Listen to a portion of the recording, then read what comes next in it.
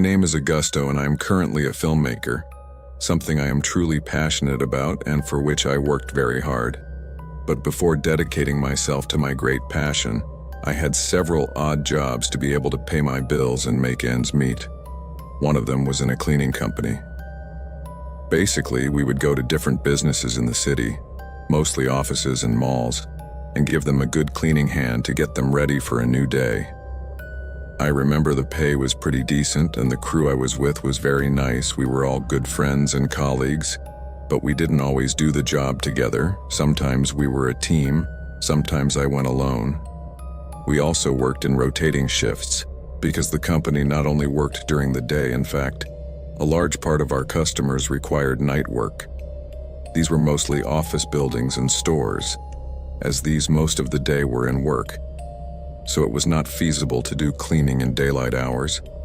And the experience that I am going to tell you today happened to me just one day when I had to work alone and in the night shift. This was an office building where I was often sent. I had to work late that day and I really liked the night shifts. There was no traffic to and from work and I could do my work quietly without interruption.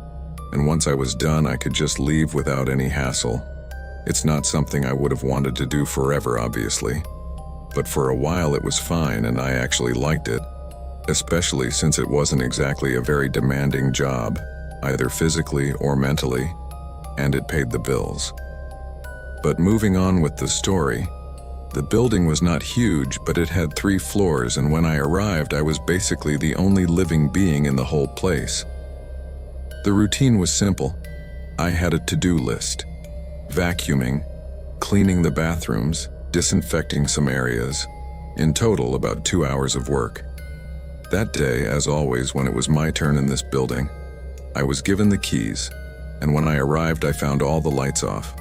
I started on the 2nd floor, doing my routine tasks, and after finishing, I went up to the 2nd floor. I had been on the 2nd floor for about 20 minutes, vacuuming, when I thought I heard the sound of the elevator. I stopped the vacuum cleaner for a moment to listen better, and indeed the elevator was moving, going up to the 3rd floor. This puzzled me a bit because I was sure there must not be anyone else in the building besides me. What would anyone be doing there at that hour? If there was supposed to be someone, I would have been told. I didn't want to give it too much thought and went on with the cleaning, forgetting a bit about it. When I finished vacuuming, started with the bathrooms and went outside to clean a window in one of the offices, I heard a noise upstairs. My heart raced instantly and I tried to calm down, but I couldn't. I didn't know where the noise was coming from. I tried to convince myself that it was nothing, but I couldn't stop thinking about those noises I was hearing and kept cleaning. But every creaking sound made my hair stand on end. In the end, curiosity won out over fear. I decided to go and see what was going on. I walked towards the place where the noises were coming from. At first I saw nothing, but suddenly the noise came again, louder and closer than before. A man ran out from behind a wall and into the stairwell. I saw him for just a few seconds, but I couldn't get a good look at his face, yet I had the distinct feeling that this person shouldn't be there. How had he gotten in? I had no idea. For an instant I thought it was some worker who had to work overtime or something, but this person seemed to be hiding, and that really started to scare me. I approached the ladder and opened the door carefully. After all, I didn't know who this guy was, or if he was armed, so better to act cautiously. But when I opened the door, absolute silence. Nothing could be heard.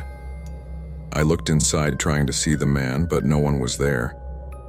The guy must have been running up or down the stairs at full speed because I didn't think he would have had time to get to another floor, but even so, I had a feeling he was still in there. "Who's in there?" I shouted, but there was no response. Then I shouted again, saying that no one was supposed to be in the building and to leave immediately or I would call the police. Right after I said that, I heard a door open and slam shut on the 2nd floor. Although the man didn't answer me, I assumed he was leaving, which confirmed to me that he was an intruder, and surely upon hearing the phrase, "I'll call the police," he got spooked. I decided to wait a little longer in the stairwell, and after a couple of minutes, I decided to go back to the second floor and continue with my work. It didn't take me too long to finish there. Then I went up to the third floor to clean that level. I went through the same routine as normal as I had done for the previous 2 floors. Everything was quiet. I was going to have to report that someone had been in the building, but I really thought the man had left. Just as I was about to finish with the third floor, I was in one of the corridors when suddenly I heard footsteps. They were coming up behind me. I had absolutely no idea how the man was here, but of course it was him. The footsteps behind me were approaching rapidly, and when they were maybe 20 feet behind me, I turned around and then panic set in. The man was running in my direction with a metal bar in his hand, and clearly his intentions were not friendly. At that moment, adrenaline shot through my body. I started to run and scream for help, but I knew it was very unlikely that anyone could hear me. This was a business area, and hardly anyone would be around at this hour. I ran toward the stairs at full speed, knowing that I had no chance of making it to the elevator, and if this guy caught up with me, I was a dead man. When I got to the stairs, I ran down as fast as I could. I heard the man running down the stairs behind me, and he was now quite close. I turned in an instant to see how close he was and realized that the man was now hot on my heels. Even though I only saw him for a couple of seconds, I was able to detail him the best. The guy had long, sticky hair and a bushy, unkempt beard. Also, his clothes were worn and torn, so I deduced that he was homeless. I continued running down the stairs with my heart drumming in my ears and adrenaline overflowing my veins. I'm not exactly an athletic man, never have been, but with my life on the line, there was no way I was going to let this guy shoot me to death. When I finally got to the second floor and saw the front door, it was like seeing the very gates of heaven. I went through it like a bullet and didn't stop until I got to my car, jumped in, started it up, and immediately went in reverse with a loud screech of tires. Then I could see the guy standing in front of the building with the big metal bar in his hand, but a couple of seconds later he threw it aside and ran out the back of the building. Although this time I was sure the guy was gone, there was no way he was going back into the building. I drove to the 24-hour store a few blocks away, parked there, and called the police, notifying them of what had just happened. They arrived a few minutes later, and I drove them to the building. They searched all over the place, but as expected, they found no one. The guy had already disappeared. That same night, I notified my superiors what had happened, and they notified the owners of the building. Fortunately, this incident did not happen again, and I did not have to go back, because by the time this madman began to chase me with what I now know was a large metal pipe, as it was lying in the entrance when I arrived with the police, I had practically finished my work. This was a very frightening experience. However, I continued to work at the company for another year, but I never wanted to go back to that building. I still dread to think what would have happened if I hadn't realized that this guy was coming after me, or if he had managed to catch me.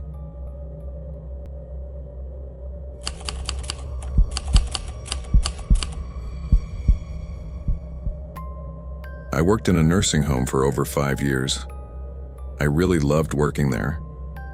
It was stressful at times, and I really hated changing bedpans, but for the most part my job was pretty fun.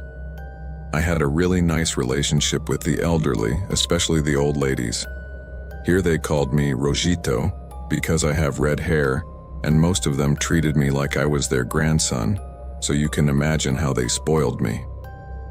Unfortunately, the center was understaffed, as not everyone likes this kind of work, and because of budget issues, the salaries were not the best either.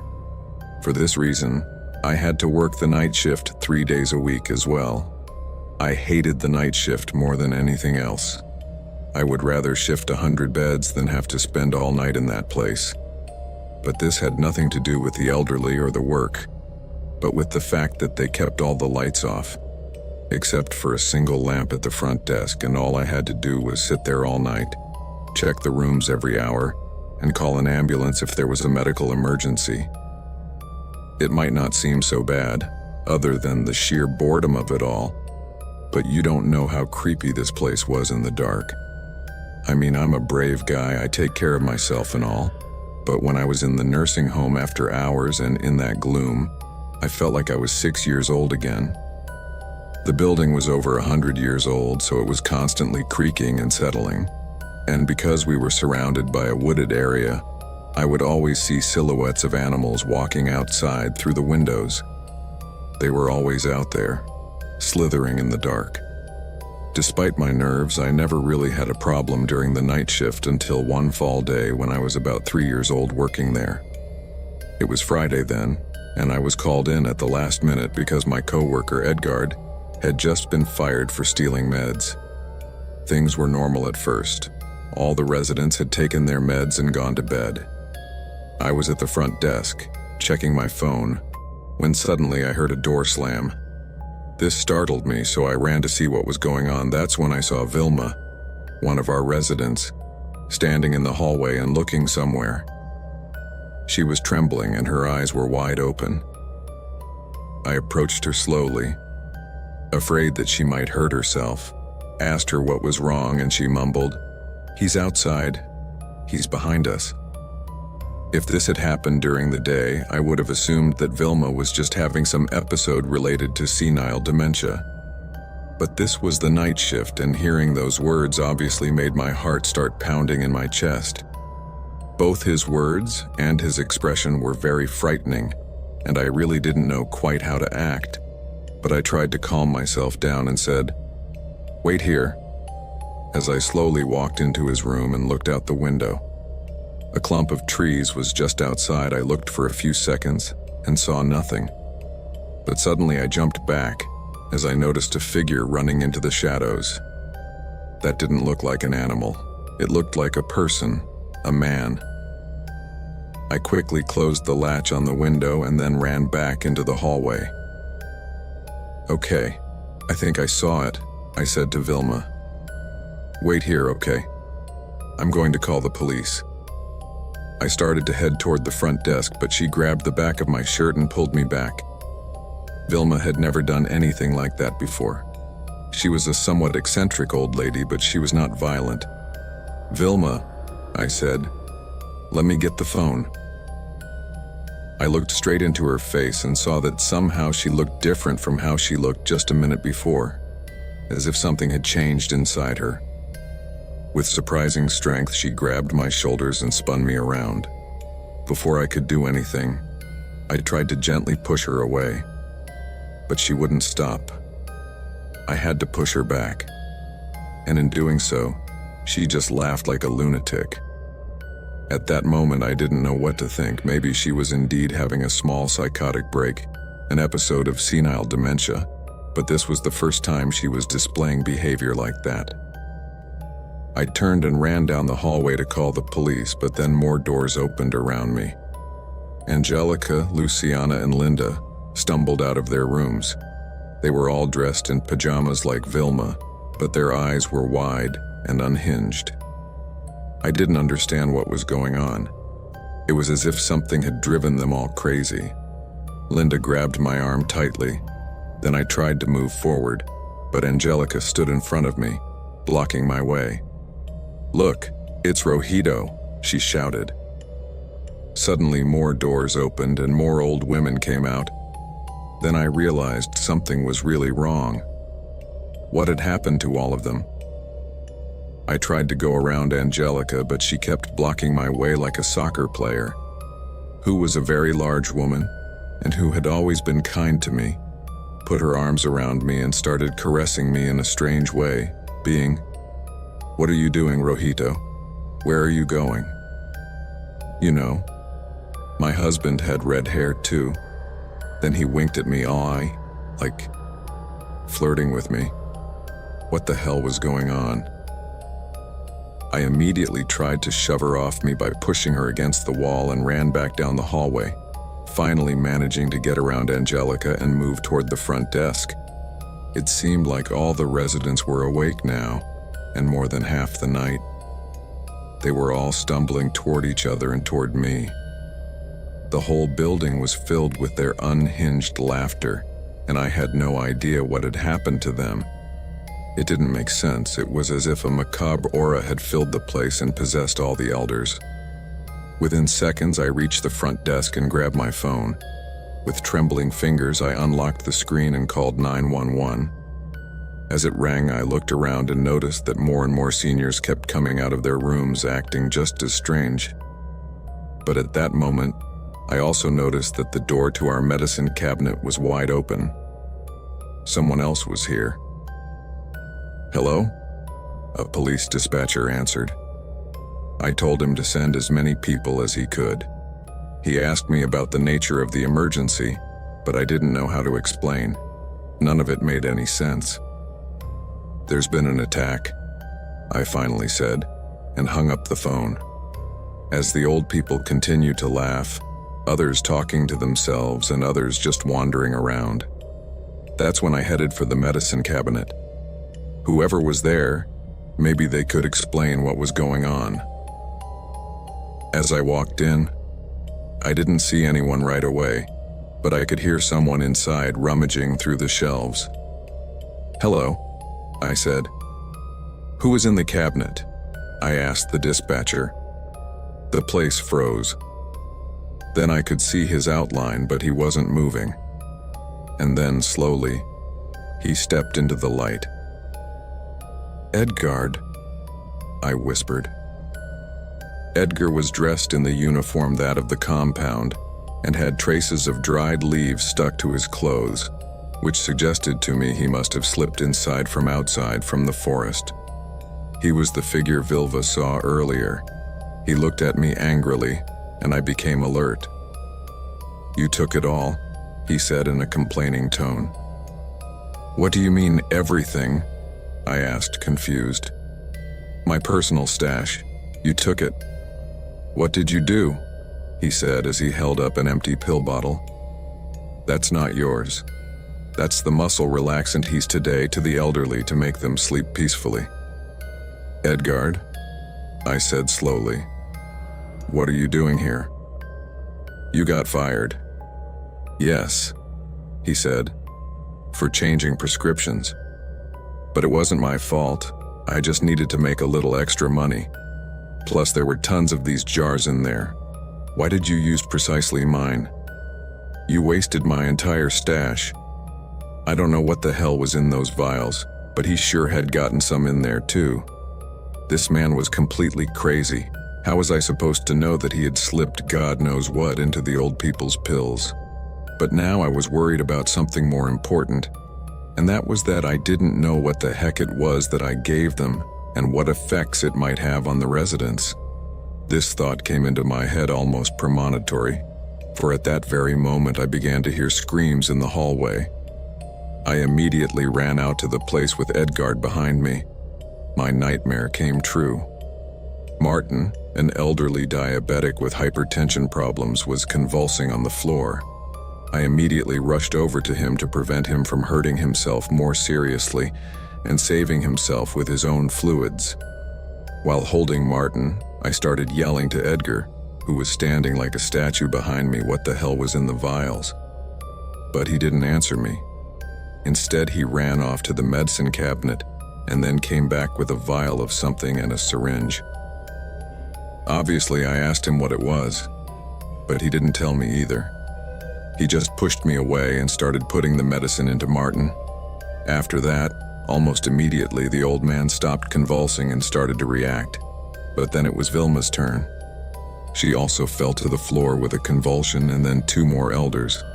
I started to panic, knowing how dangerous this was and that there could probably be a chain reaction due to the I don't know what in the pills. At that point, Edgard handed me the bottle and told me to look in the pantry and get more syringes. So I did, and we began to assist all the elderly who had this reaction. But when we were at it, police sirens started to be heard. Then Edgard looked at me with a mixture of surprise and hatred. "You called the police, you son of a... What the hell did you want me to do?"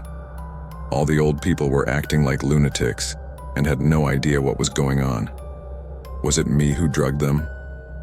At that moment, Edgard threw down the vial and syringe he was holding and ran out the door trying to escape, but he couldn't even get there because the cops immediately came in and ordered him to put his hands up. One policeman grabbed Dan and handcuffed him. The other officers approached and helped control the crowd of drugged elderly people in the hallway. Finally, the ambulance arrived and the paramedics helped me administer injections with the medication that appeared to be the antidote to counteract the effects of the drug in the pills. Fortunately, there were no fatalities, but from what the paramedics told me, it was really lucky that we had this medicine on hand and used it in time. Edgard, of course, was arrested and jailed, and narrowly escaped a long sentence for manslaughter. When I look back, I think that's just what he thought of when Martin started convulsing, and that's why he wanted to help and keep him from dying, just like the others, because I doubt very much that he did it as a good Samaritan. Fortunately, that was the only unfortunate incident that happened while I was working there, except for the death of one of our grandparents, which is very sad, but something that you end up adapting to when you work in an elderly care place. All this happened when I was about 3 years old working in this place, and I continued working there for 2 more years. But then I was offered a better paying job in another city, and I decided to quit, although it was not easy, because I really got very fond of these grandparents. On my last day, the elders gave me a beautiful farewell, where they thanked me for taking care of them and treating them so well, and then that episode came up. Fortunately, this time we laughed about it, but I knew that it could have ended very badly. Finally, the ambulance arrived and the paramedics helped me administer injections with the medication that appeared to be the antidote to counteract the effects of the drug in the pills. Fortunately, there were no fatalities, but from what the paramedics told me, it was really lucky that we had this medicine on hand and used it in time. Edgard, of course, was arrested and jailed, and narrowly escaped a long sentence for manslaughter.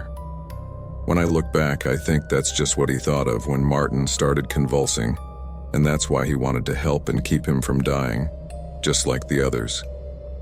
Because I doubt very much that he did it as a good Samaritan. Fortunately, that was the only unfortunate incident that happened while I was working there, except for the death of one of our grandparents, which is very sad, but something that you end up adapting to when you work in an elderly care place. All this happened when I was about 3 years old working in this place, and I continued working there for 2 more years. But then I was offered a better paying job in another city and I decided to quit, although it was not easy, because I really got very fond of these grandparents. On my last day, the elders gave me a beautiful farewell, where they thanked me for taking care of them and treating them so well. And then that episode came up. Fortunately, this time we laughed about it, but I knew that it could have ended very badly.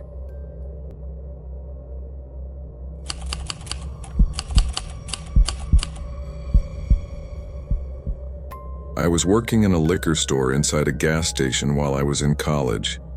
Since I had classes during the day, I logically opted for the night shift. It was a little demanding, but the youth helped. For a long time, there was only one person working at night, and many female colleagues complained about the lack of cameras and that at those hours, every character came in. In fact, one night before I started working there, a woman came in to buy groceries, and when she went out to her car, a man assaulted her at gunpoint. She gave him the money, and luckily the guy let her go. The woman returned to the store crying hysterically, and although the police arrived right away, they never found the assailant. Personally, I preferred to work with someone else even if there were no security issues. The night was much shorter when there was someone to chat with, and the girl I used to close with got along with me very well. In total, there were 4 of us doing the night shift: Oscar, Nico, Diana, and me.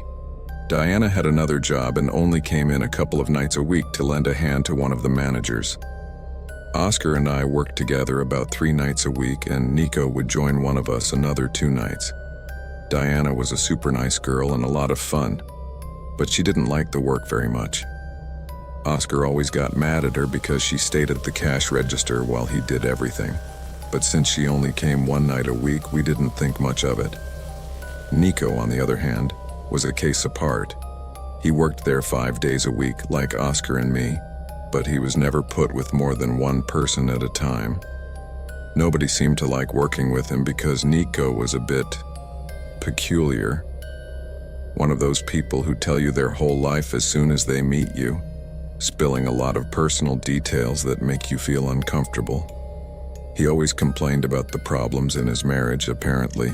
He had had some pretty serious problems with alcohol and drugs, and although he had managed to change drugs for weed, he still didn't control his drinking, and that was very evident.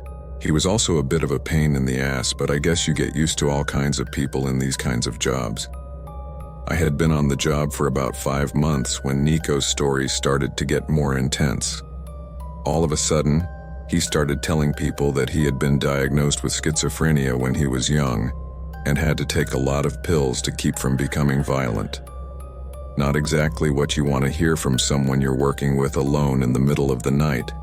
But hey, everyone has their problems, and sometimes people with mental illness suffer a lot of stigma. I myself have struggled with anxiety and depression, and without medication, well, it's not like I'd be killing anyone, but I'd be in a hospital all the time for sure. So, even though I was a little bit shaky, I tried to reassure him that a lot of people need medication for different problems, and that as long as you take it and are honest with the doctors, there's no reason why you can't do the same as any other ordinary person. When I told him that, he seemed satisfied with my answer, and soon after, the conversation drifted to other topics. For the next week, Nico was especially friendly and kind to me, reminding me daily that he was taking his medication and feeling much better. I responded enthusiastically, but I'm sure everyone, especially Oscar, could tell that I wished he would stop talking to me about it and leave me alone. Oscar had a wife and 2 daughters, ages 12 and 8, so he couldn't help but see us younger girls as his own daughters and think about what they might have to face someday. He also seemed to go out of his way to cut off my conversations with Nico quickly, which I greatly appreciated. Oscar made no effort to hide the fact that he didn't like Nico, and boy, did he have reason to. Nico was getting closer and closer to me, even though this was not something I exactly wanted. But for some reason, he felt too comfortable around me, and when I say too much, I mean too much. It wasn't long before he started telling me details about why he had been diagnosed with schizophrenia, rather than how he was doing on medication. I won't go into detail, because many of those stories were very violent and sexual in content. This obviously made me even more uncomfortable, especially because of the disturbing details. I told him repeatedly that I didn't want to know about those topics, and he acted like he understood, but an hour later, he would bring it up again. When I told Diana about it, she said she would take care of it, and later she talked to her friend, the same manager who had asked her to work there. The manager said there wasn't much she could do, as it seemed I was the only one Nico talked to about such things. The situation was becoming increasingly tense for all of us who worked with him. After the manager spoke with Nico, 2 other co-workers who had worked with him on the night shift also reported inappropriate comments he had made to them. When questioned, I confirmed that my co-workers' statements were very similar to things he had said to me, and after that, Nico received a final warning and was sent home. The next 2 times I saw him, he went on a rant about how the people who had reported him were only doing it because they didn't like him. I assumed he didn't know that I had been interrogated too, and neither Oscar nor I had any intention of telling him. Honestly, we were scared of him, and not for nothing, because this guy was extremely unstable. At one point, he got so angry that he almost started crying, saying that those people were lucky that he was taking his medication, and that if he wasn't, I had no idea what he would do to them. At the time, we didn't take the threat too seriously, and luckily that was the end of it. But as soon as he clocked out, Oscar told him that we had a lot of work that night, and we didn't have time to chat. Nico nodded and left without another word. Oscar wasn't lying. The delivery truck had arrived very late that day, so there was still a lot of stuff to put on the shelves.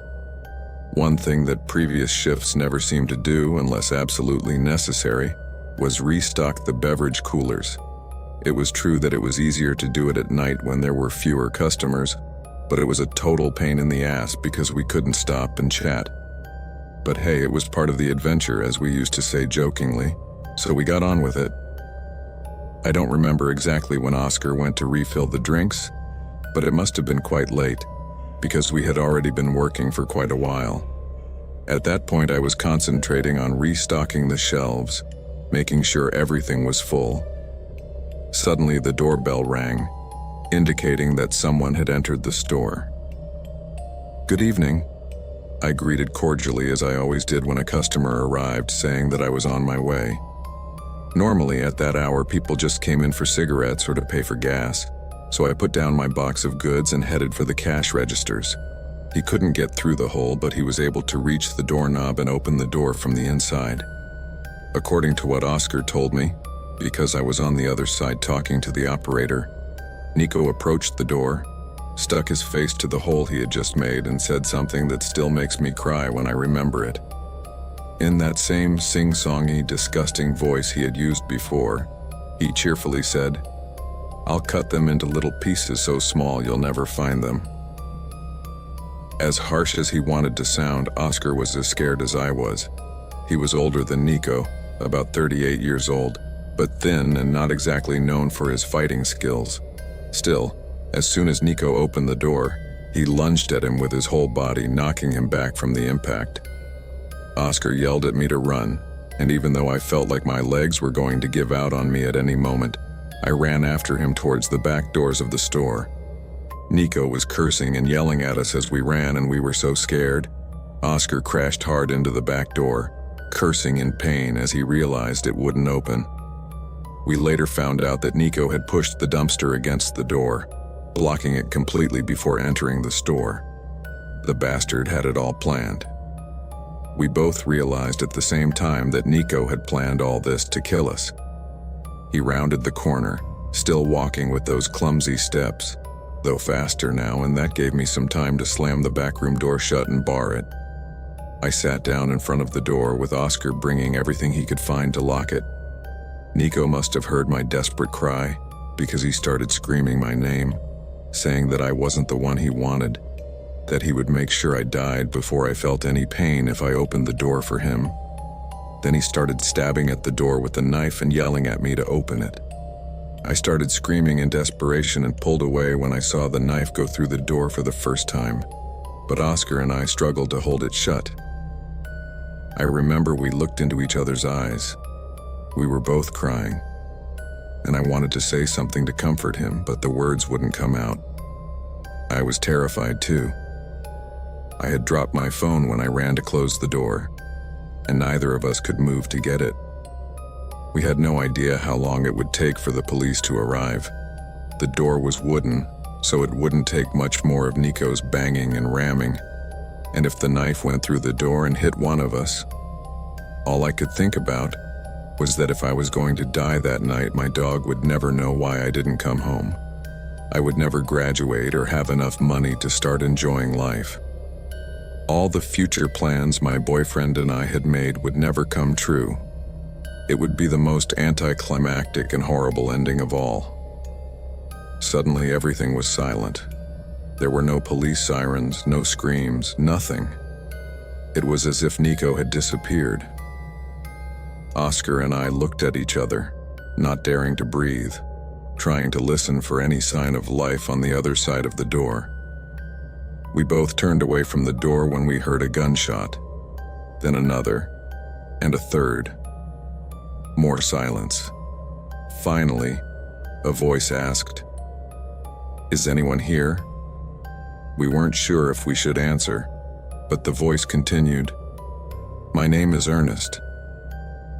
I'm a policeman. I'm off duty, but I've been listening to the radio. Are you all right?" Oscar got up and moved everything blocking the door out of the way. He opened it just enough to poke his head in and seemed to be out of breath. He opened the door all the way and I ran out into the store. I grabbed my phone and saw that the call had been cut off, or the operator had hung up.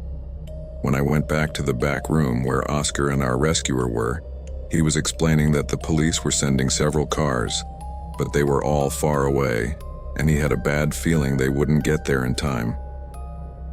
The operator had told them what they would find when they arrived. The police officer didn't want any of us to leave until the patrol car arrived, because even though Nico had been shot in the arm, he still had the knife when it was taken away. The officer said he would have chased him, but with the state the store was in, he feared someone was hurt or dying inside, so he preferred to come to our aid. God bless this man. The next 30 minutes were a blur. Oscar and I were sitting on the floor, hugging each other, when the police finally arrived. Ernest had called dispatch and informed them of the new situation, so most of the patrol cars coming toward us were diverted to look for Nico. Soon after, Oscar used his phone to call his wife. She arrived promptly, and he completely broke down as he hugged his wife. I had a similar reaction when I got home and saw my dogs wagging their tails, excited to see me. Nico was found about 2 weeks later in an old trailer I had in the woods. The reason he attacked us was because he thought Oscar wanted him gone so fast, so he could call the owner and get him fired. What we didn't know was that his wife had kicked him out of the house a few days before all this, and was filing a restraining order against him because of the threatening messages and calls he had been receiving.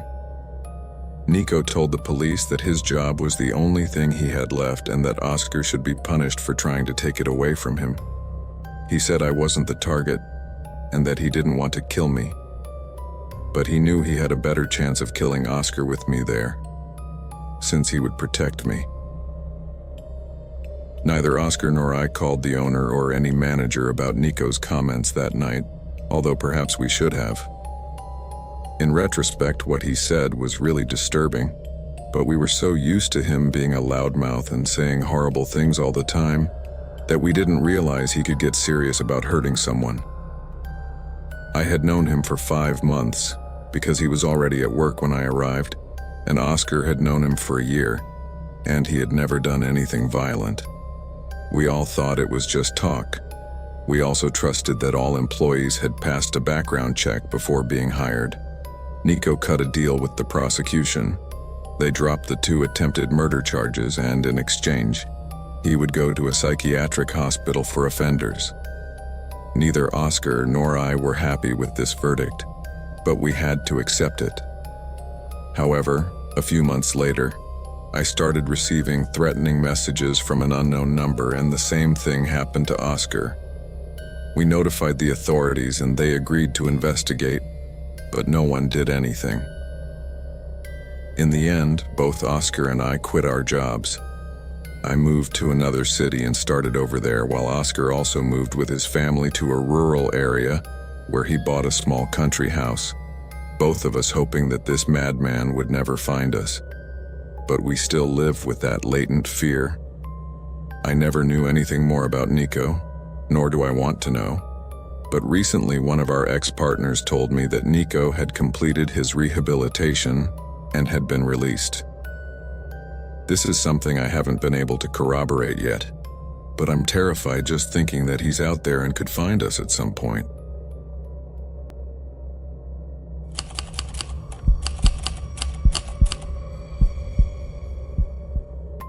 Working nights at the mall as a cleaner wasn't exactly my ideal job, but at least it paid the bills. We were a small team, just 3 of us. Me, Marta, the boss, a woman in her 40s, and Carlos, a nice guy a few years older than me, who was always telling jokes to make the shift more bearable. Our shift started at 10 p.m. and ended at 6 a.m. We each had our assigned area. Mine was the East Wing, which included the food court and some stores. The routine was the same as always: sweeping, mopping, emptying trash, and leaving the bathrooms sparkling clean. The mall closed at about 7 p.m., and our shift started from there. So there was no one else in the whole place but us, so the silence was almost total, interrupted only by the distant hum of our cleaning machines. It was a bit scary, to be honest. One night, when I had been on the job for about 2 months, I noticed a strange smell in the food court. It was a mixture of stale food and something sour, pretty gross. I followed the trail of the smell to the back of a small smoothie stand in the back that had been closed for several months. As I approached, I looked across cautiously and saw a shadow moving behind the counter. My heart went pitter-patter. "Hey, hello," I called out, with my voice boomed down the deserted hallway. Not a soul answered. I approached carefully and peeked over the counter. To my surprise, I found a pile of dirty clothes and an old sleeping bag. I couldn't believe it. Someone had been living there. I stepped back carefully and then went out like a soul to find Marta and Carlos. I told them what I had seen, and the three of us decided to go back together to investigate. When we got to the smoothie stand, the person was gone, but it was clear that someone had been there. We alerted mall security, but they didn't seem too alarmed. They told us they would look into it and to go about our business. A few nights later, I was there, quietly emptying the garbage cans near the food court, when suddenly I felt someone watching me. You know, that uneasy feeling you get when someone is watching you, even if you can't see them. Well, at that moment, that feeling became very intense, and at one point, I could feel the presence of someone behind me. All the hairs on the back of my neck stood up and I slowly turned around. It was then that I found myself face to face with a guy who looked like he had been through hell. Matted hair, glassy eyes, and full of spider's gunk. He gave the impression that he hadn't eaten or slept in days, but also that he was under the effects of something else, since his teeth were clicking as he moved his jaw in a weird way. "Do you need anything?" I asked, trying to sound confident, though inside I was panicking. The man didn't say a word, just took a step toward me, which made me recoil. I then scanned him up and down, and that's when I realized he was holding a rusty knife in his hand. I started backing away slowly, trying to keep my cool, but my heart was pounding a mile a minute. "I'm just cleaning up. I don't want any trouble, just let me go home," I said, hoping he would relax a little. But the guy still had the same unfriendly face and that expression. He kept coming closer and closer, and I felt like I was going to have a heart attack. Seeing that the man had no intention of stopping, I ran to the nearest bathroom and locked myself inside. I leaned against the door, holding my breath as I heard his footsteps approaching, and then he stopped in front of the door. The guy tried to open it, shaking the handle angrily, but it wouldn't open, and then silence. I stood still, trying to hear any noise that would tell me where he was. I felt like my heart was going to burst out of my mouth at any moment. I was completely terrified and didn't know what to do. The fear I felt was so much that my mind was blocked. After what seemed like an eternity, I finally heard his footsteps walking away. I stayed in the bathroom for a while longer, trying to calm down. When I finally came out, the mall was deserted. I had to find Marta and Carlos as soon as possible. I ran through the aisles with 1,000 eyes and crying from sheer nerves until I finally found Marta near the entrance of a store. I hurriedly told her what had happened, and she turned white as a sheet, so she called Carlos right away. The three of us met in the food court, and Marta decided it was time to call the police. While we waited, we stood together, scared to death. The police arrived about 20 minutes later, took our statements, and started searching the mall. We stayed in the security office watching the CCTV footage, looking for any clues about the guy. Suddenly, there he was, hiding in the shadows near one of the stores at the far end of the mall. On the screens, we watched as the cops fanned out through the aisles, but the guy was elusive. disappearing into the maze of stores and maintenance areas of the mall. The tension was palpable in the security office as we followed the chase on the cameras. After more than an hour trying to find the guy, he was finally cornered in a warehouse near the loading docks. There was a brief but intense struggle between the man and the agents, and then it was over. They dragged him out in handcuffs and took him away. After the police left, we tried to return to our duties, but the atmosphere was very charged. I kept feeling the adrenaline in my body, and I couldn't get the image of that guy with the knife out of my head. The following nights were an ordeal.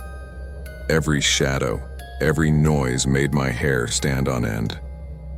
Marta, Carlos, and I hardly talked about what had happened, but fear hung in the air. Later, we learned that the man had been living in the mall for weeks, hiding in plain sight, waiting for the right moment to strike. The idea that he had been there all that time, watching us without us noticing, gave me chills. From then on, whenever I worked at night, I felt uneasy, constantly looking over my shoulder. The paranoia I felt every night on my shift became so intense, I ended up quitting a month later. I really couldn't keep working there feeling that way. Since then, I have never worked the night shift again.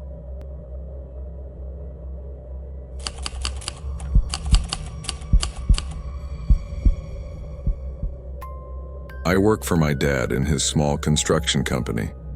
He takes care of the warehouse and yard, which is full of materials, and also oversees the construction work.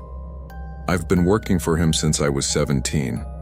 Basically, I'm the go-to guy for everything. I carry materials back and forth, pick up whatever's needed. You know, the typical beginner's job. My father is a tough guy, and he taught me and my brother from an early age that things are earned with hard work. So I never had preferential treatment with me because I was his. I could say I'm the hardest worker in the whole company. But I am not complaining, because I understand that this is an important lesson for my life, and if I am ever going to inherit this company, I must know very well how the work is done. Sometimes, depending on the project, certain materials have to be brought to the site before the workers arrive, so they can start first thing in the morning.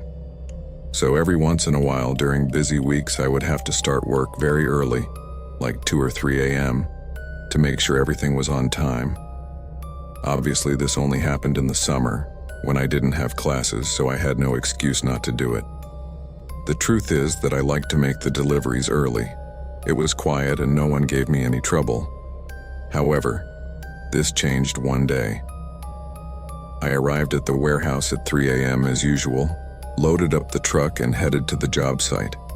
It was a repair job on an old, almost abandoned building on the outskirts of town. When I arrived, I saw a pickup truck parked just ahead. The lights were off and there didn't seem to be anyone around. It was too early in the morning for anyone to be working, so I didn't expect to find any vehicles there. I parked and approached the van. It wasn't company-owned and the windows were smoked out, so I couldn't see inside. I turned around and looked toward the building, trying to see if anyone was there. I yelled out asking if anyone was inside, but got no response. I started to feel a little weird. Somehow this gave me a bad feeling. So I pulled out my phone and called my dad, but it went to voicemail. I figured it was probably some worker's truck that had left it there the night before. I didn't want to make a bigger deal out of it after all. Everything seemed to be calm. I went back to my truck and started unloading the materials. It took me about an hour. Then I got in and started to leave. But as I was leaving the construction site area, I looked in my rearview mirror and the lights of the other truck suddenly came on. I slammed on my brakes, pulled off to the side of the road, and watched as the truck started to back up. Someone had been there the whole time. I was sure it couldn't be a worker because they would have answered me when I yelled. I sat there watching as they pulled out of the parking lot and onto the road. I grabbed my phone and redialed my dad's number, and as I waited for him to suddenly answer, I looked up and saw that the van had pulled up right next to me. I stared out the window, aware that someone was watching me from inside. At that moment, it was as if my instinct was telling me, "Get out of there now." I threw the phone on the seat and accelerated forward immediately, but then the van kept up with me, preventing me from getting back on the main road. I had no escape. To my left were trees, and to my right, the van was blocking my path. Panic began to take over and my head felt like an espresso pod as I tried to figure out what to do. So I put it in reverse and tried to back up, but the van did the same. Then I felt them hit the side of my truck, making me lose control completely. I skidded off the road and crashed into a tree. At that moment, the van braked sharply, as if they were going to pull out, but then the brake lights went out and they accelerated at full speed, disappearing completely into the darkness. The crash rendered my van useless, and I took several blows from the impact, so I was dazed and starting to feel very dizzy. Just seconds later, another car braked on the side of the road and a man came running out towards me, asking me if I was okay. I was so shocked at the time that I couldn't remember his name, but I knew he was one of the workers who had just arrived at the construction site. He had only seen the last part of what happened, but he recognized the truck that hit me as that of Samuel, another worker my father had hired a few months ago. It turned out that there were a lot of tools and materials missing from the construction site, almost $10,000 worth, and that was just from that night alone. He could have been stealing bit by bit for months. I think what happened that night was that Samuel thought that if I saw his truck, it would all come down on him and he would get caught. So he tried to stop me. I don't know what he would have done to me, but considering I was the only witness, he probably would have gotten away with it if I had never been seen again. Now I'm sure his intention was to finish me off while I was still inside the van, crashed into the tree, but then he saw this other company van approaching and decided to run away. Unfortunately, his name and everything else led to nothing. It was likely that he was an illegal immigrant or some kind of criminal who had gone to the trouble of forging or stealing identity documents and work permits. I never expected something like this could happen, but at least it is highly unlikely that I will ever see this man again.